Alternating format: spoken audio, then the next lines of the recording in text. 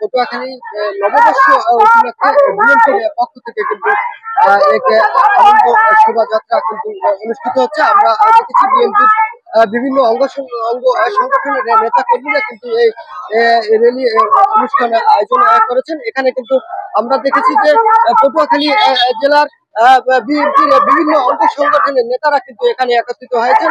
তারা এই আনন্দ র্যালি কিন্তু আসলে অনুষ্ঠিত হচ্ছে। তো আজকের দিন এখানে আমরা কথা বলতে চাচ্ছি, তিনি এই পটুয়াখালী জেলা বিএনপির যিনি সদস্য সচিব জনাব কুট্টি সরকারের, তার সাথে আমরা একটু কথা বলবো যে আসলে বিগত দিনে কিন্তু আমরা এরকম দেখিনি, কিন্তু আজকে কিন্তু আমরা দেখছি যে তারা কিন্তু আনন্দ বিএনপির অঙ্গ সংগঠনের নেতা কর্মীরা কিন্তু একত্রিত হয়ে কিন্তু আসলে তারা এই আনন্দ র্যালি করছে।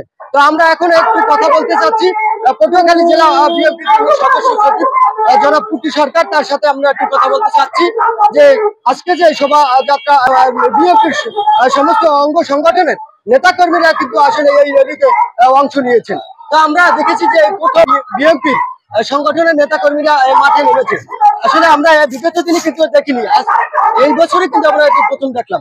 এটি আপনাদের কি দিক নির্দেশনা আছে এবং আপনাদের কেন্দ্রের থেকে কোনো নির্দেশনা আছে কিনা, এবং পরবর্তীতে আপনাদের কি কর্মসূচি থাকবে আছে কিনা?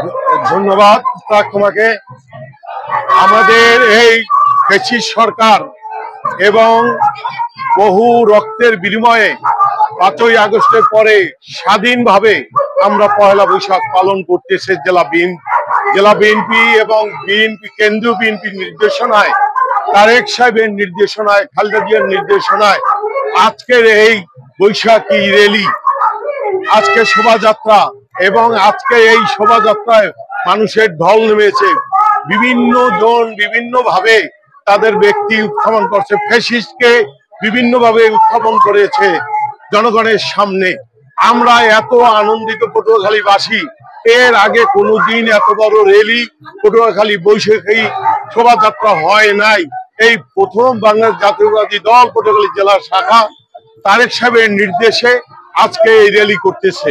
এরপর আপনাদের কোনো কর্মসূচি? আমাদের এরপরে বুধবার কর্মসূচি সাঁতার প্রতিযোগিতা, জেলখানার লেকে, পৌরসভার লেকে সাঁতার প্রতিযোগিতা বুধবার দিন, এই প্রোগ্রাম আমাদের আছে।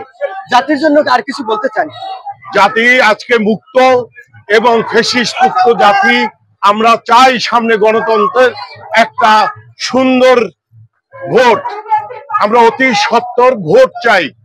জনগণের দাবি একটাই, আমরা জনগণের নির্বাচিত সরকার চাই।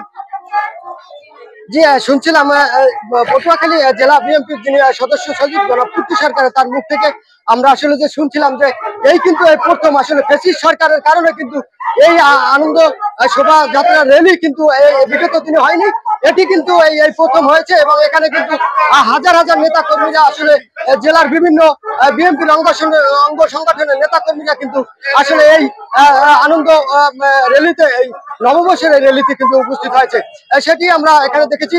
এবং তার মুখ থেকে আমরা জানতে পেরেছি তাদের যে পরবর্তী যে কর্মসূচি রয়েছে সেটি কিন্তু তার মুখ থেকে শুনছি।